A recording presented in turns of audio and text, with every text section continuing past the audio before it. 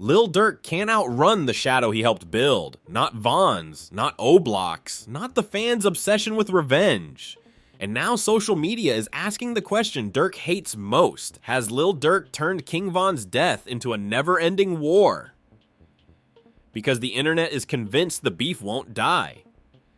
Every time Durk posts a cryptic caption, every time somebody from OTF throws a side-eyed tweet, every time a diss lyric sounds a little too sharp, Twitter treats it like Durk is loading another bullet in a dead man's gun. Nothing is proven, all alleged, but emotions are violent online. Outside the comments, rumors get louder. Sources claim Durk privately thinks NBA YoungBoy disrespected Von's legacy, and the streets whisper that Durk's circle still wants revenge energy. Meanwhile, unconfirmed screenshots supposedly show someone in Durk's crew texting somebody in YoungBoy's camp. A betrayal nobody wants to believe. And then there's the Von pressure. Nothing public, nothing confirmed, but fans swear Von's family and old affiliates never wanted peace. They want answers, they want heat, they want accountability. Some say they push Durk to stand tall, some say they push too hard. Durk can't win. If he stops talking, the internet calls him scared. If he drops a bar that sounds emotional, he's exploiting Von. If he looks forward, he's disloyal. If he looks back, he's obsessed. And the crazy part? Through all of this, Durk is allegedly losing sleep, snapping on people privately, shutting down calls, blocking anyone who tells him to chill. Rumors say he had an emotional breakdown before an interview,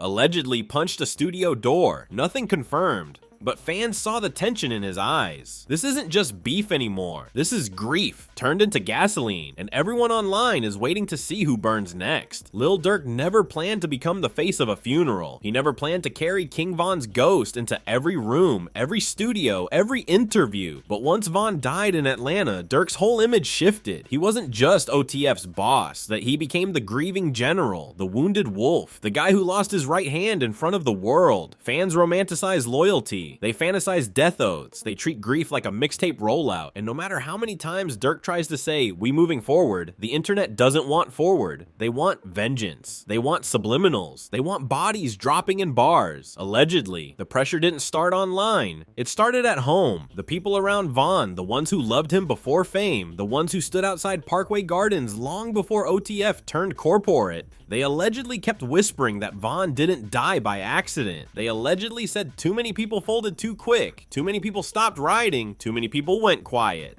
The streets never define what disrespect means. They let paranoia define it. It started subtle. Fans would tag Durk, then they'd tag OTF, then they'd tag MUWAP, DQ, Duty Low, anybody remotely connected. They weren't asking questions, they were demanding escalation, and Durk fed it without meaning to. One bar in a song, one subtle IG story with a demon emoji, one tweet about not letting the score even. Fans turned everything into street poetry. So when Durk posted, "I miss my twin, this pain permanent," the internet swore it was directed at YoungBoy. Meanwhile, people close to Durk allegedly begged him to chill. His girl wanted peace, his lawyer wanted shouts, his management wanted a brand, not a battle. But Von's voice, or at least the memory of his voice, pulled at Durk's mind. When you lose somebody who believed in violence as validation, grief turns into a scoreboard. And that's where the whisper started, that maybe Durk wasn't holding on to Von's memory. Maybe he was holding on to Von's war. But things got uglier the night a rumor leaked that someone in Durk's inner circle had been texting someone from NBA YoungBoy's side. Nobody confirmed it. Nobody denied it. Whether that message was real or photoshopped didn't matter. Perception was enough.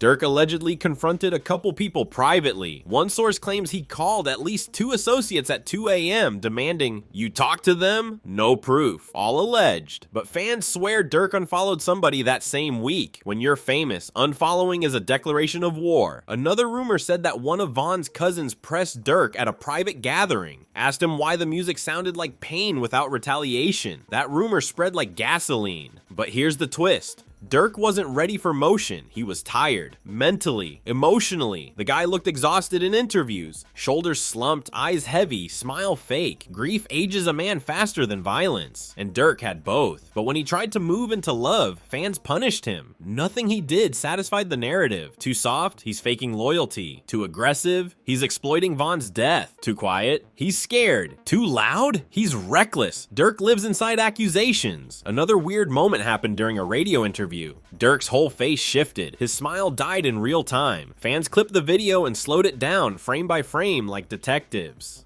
That clip got 12 million views. Nobody cares about the album. They care about the wound. The tension grew inside OTF too. Nothing public, they all whispers, but fans swear that a few guys started hinting at disappointment. Maybe they wanted Durk to move different. Maybe they wanted revenge. Maybe they wanted attention. You can't tell. Ego is invisible until it snaps. Then came the wildest fan theory that Durk allegedly keeps Von's name alive to keep OTF relevant. Not confirmed, not proven, just whispered loud enough to sting. And online, a sting becomes infection. Those comments got under Durk's skin. Allegedly, he saw a few and threw his phone across the studio. But the jokes kept coming because the internet is a battlefield with Wi-Fi. And somewhere between emotional loyalty and career panic, Durk hit a breaking point. Look, privately. A source claims he snapped on an engineer, walked out of the studio, and spent an hour alone in a hallway. No footage, no proof. Just a story floating through blogs like prophecy. Meanwhile, Von's death date anniversary was coming. Fans expected fireworks, subs, diss bars, IG captions, anything violent enough to feel like closure. Closure is currency in street culture. Durk didn't want closure, he wanted escape, but escape is disrespect, and disrespect is betrayal, and betrayal is deadly. Allegedly. So when he posted a candle emoji for Von, fans said it wasn't enough. They wanted a threat. They wanted a promise. They wanted somebody to bleed. And somewhere in Chicago, Atlanta, Baton Rouge, phones lit up. The wrong people saw the wrong reactions. Screenshots flew through group chats. People whispered, "This ain't over." But pressure is a trap because pressure turns grief into performance, and performance turns love into liability. Nobody knows what Durk actually wants, but the fans know what they want from him, and they're done waiting politely. The spiral really began when a random Twitter account dropped a 7-second video showing Durk in a studio staring at his phone instead of rapping. Nothing dramatic happened in the clip. No shouting, no threats, no anger, just silence. But silence is ammo online. Nothing was proven, nothing confirmed, but the tone shifted. It wasn't sympathy anymore. It was mockery, and that humiliation allegedly hit Durk harder than any diss track. That video hit 1 million likes in 24 hours. People started pretending they got blocked just for clout. Screenshots everywhere. Some fake, some maybe real. And every screenshot pushed one ugly narrative. Durk can't handle reality. Meanwhile, YoungBoy's fans stirred the pot. They posted laughing emojis under Durk clips. The goal wasn't conflict. It was humiliation, and humiliation spreads like mold. Around the same time, another allegation floated that someone from Durk's extended circle had reached out privately to squash tension with YoungBoy's side. Nobody showed receipts, nobody named names, but rumor doesn't need identity. Rumor needs oxygen, and social media is a windstorm. Once that rumor hit, OTF supporters turned paranoid. They started side-eyeing everyone. Managers, engineers, promoters, even family. People love betrayal theories more than truth. And then Von's name got dragged back to the front lines. Somebody resurfaced an old clip of Von rapping aggressively about enemies. As if loyalty requires blood, people began pushing a darker claim, that Von's death would never be resolved until music reflected violence again. Fans demanded diss bars like reparations. It didn't matter that Von was actually a human, not a talisman. Meanwhile, Von's family allegedly wasn't helping the tension. And that accusation exploded like a grenade, because if you tell the world a man is monetizing his friend's death, every song becomes evidence, every rollout becomes exploitation, and Durk's catalog became a crime scene. The source claims the other person paused too long, and silence is an answer. Durk allegedly hung up mid-call. That's when people online swore Durk was crying in a hallway. No footage, just imagination posing as journalism. And in the middle of the smear, YoungBoy dropped another song. Not a diss, not a mention, just timing.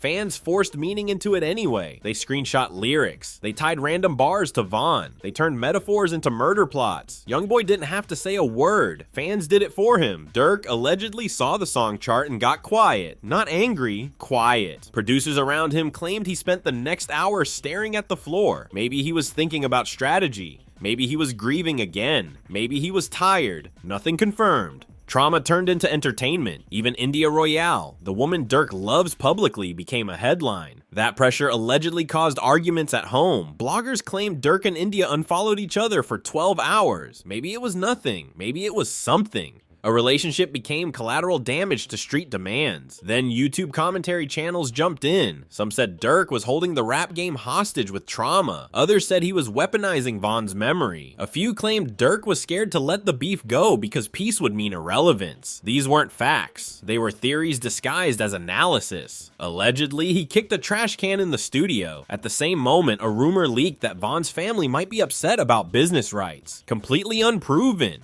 That accusation lit the internet up. People demanded paperwork. They demanded explanation. They demanded receipts. Imagine grieving your brother and being treated like an accountant. It didn't matter that Von was gone. Fans resurrected him as obligation. And then came the darkest twist. Someone claimed Durk had panic attacks when he heard certain diss lyrics in clubs. No evidence, no timestamps. Mental health wasn't a concern. It was a punchline. At the same time, more betrayal whispers leaked. Someone said a promoter tried to book Durk and Youngboy for the same festival. Someone else said Durk turned down $3 million because he didn't want to share a venue with YB. Not confirmed, maybe false. But the rumor painted Durk as emotional instead of strategic. And emotional men in street narratives get no respect. Then an even uglier narrative popped up that Chicago was disappointed in him. No votes, no surveys, just one comment that got traction. People turned that into a consensus. Reality didn't matter. Retweets did. Durk didn't respond to any of it. But silence has gravity. Silence is interpreted as fear. Fear becomes storyline. Storyline becomes stigma.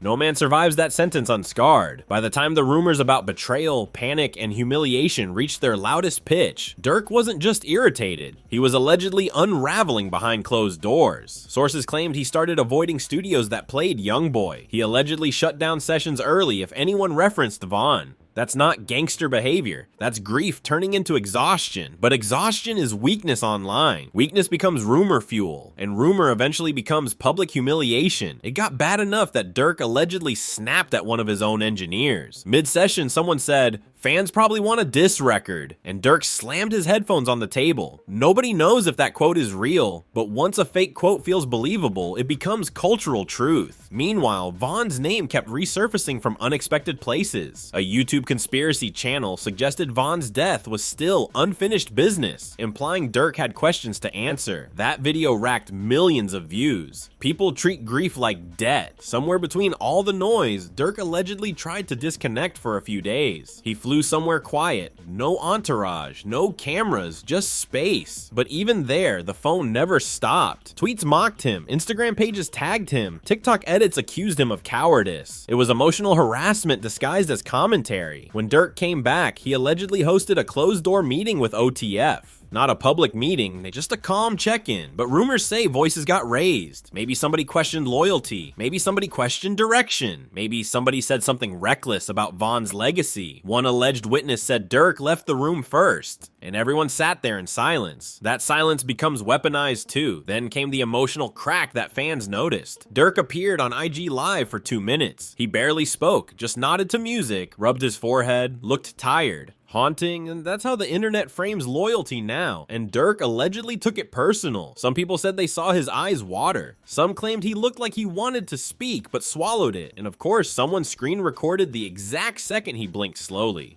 When emotional pain becomes meme content, a man stops trusting the world. But it wasn't just fans pushing him. Von's extended circle allegedly applied pressure too. Hollywood, the worst word you can label a street-made identity. And the betrayal rumors got louder. A blog claimed someone from OTF's business wing tried creating a neutral relationship with Youngboy's label to secure festival bags. Not confirmed, but it planted a seed. Money versus loyalty. Fans allegedly begged for disses like it was therapy. Masculinity online is a circus. And then, the most uncomfortable twist? Family interference. No receipts. But the idea of a meeting felt cinematic. Once death becomes a storyboard, nothing sacred remains. Durk allegedly resisted the pressure. He said he wanted his kids, his fiance, his music. No proof, but the comment sections acted like she carved it into stone. Suddenly, the narrative shifted. Durk isn't scared of beef. Durk is scared of leaving his children fatherless. That interpretation earned sympathy, until a bigger rumor drowned it out. Allegedly, a promoter offered Durk millions to stand on stage at the same event as Youngboy, not to squash beef, but to show strength.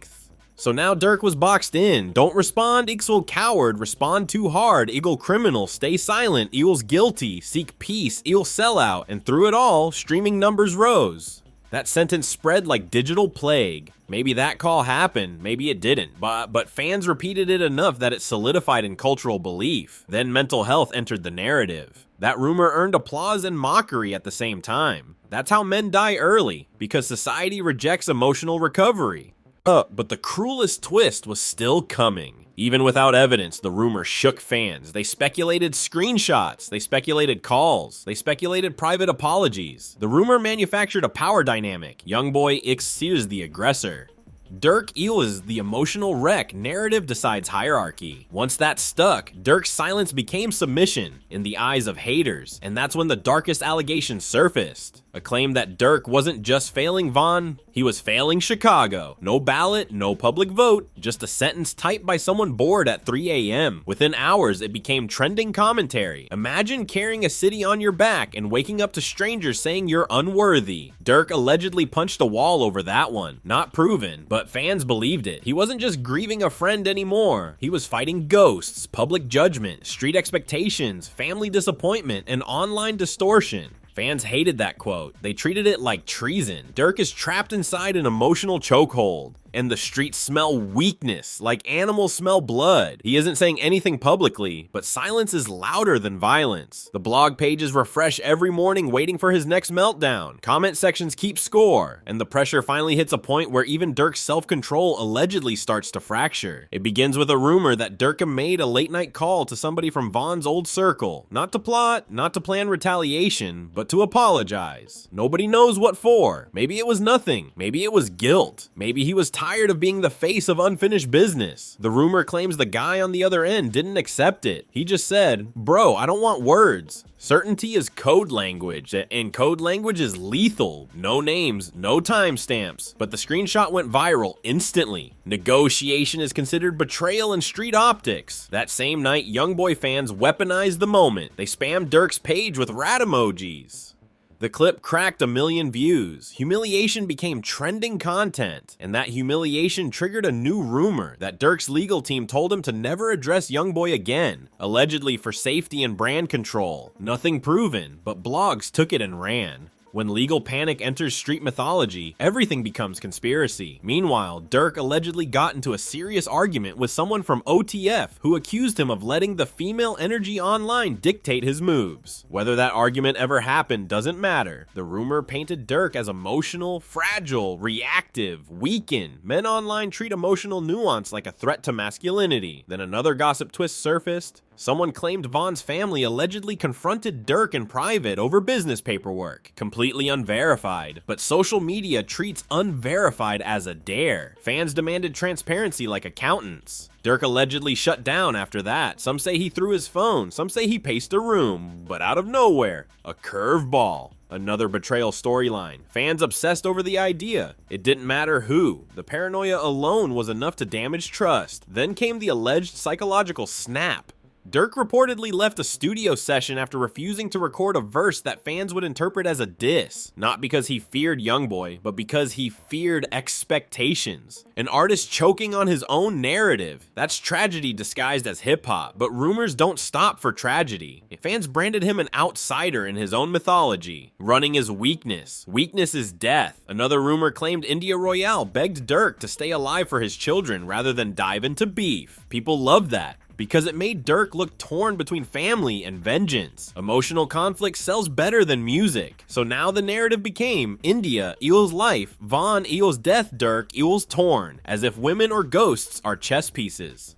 Then the darkest rumor of all hit, that someone from the Baton Rouge side had information that could embarrass Durk emotionally. Nobody named anything. Nobody specified anything. It was pure fear, and fear changes loyalty. Narrative damage complete, and then a sudden spark. Durk posted a photo, nothing major, just him staring into the camera with a cold expression. No caption. Durk deleted the photo 12 minutes later. 12 minutes is all the algorithm needed. Screenshots circulated. Fans declared it a threat. Blogs called it a teaser. Street pages treated it like a smoke signal. But maybe Durk just hated the lighting. Silence returned. Thicker than smoke. Fans began a countdown like it was a boxing match. Streamers prepped reaction videos.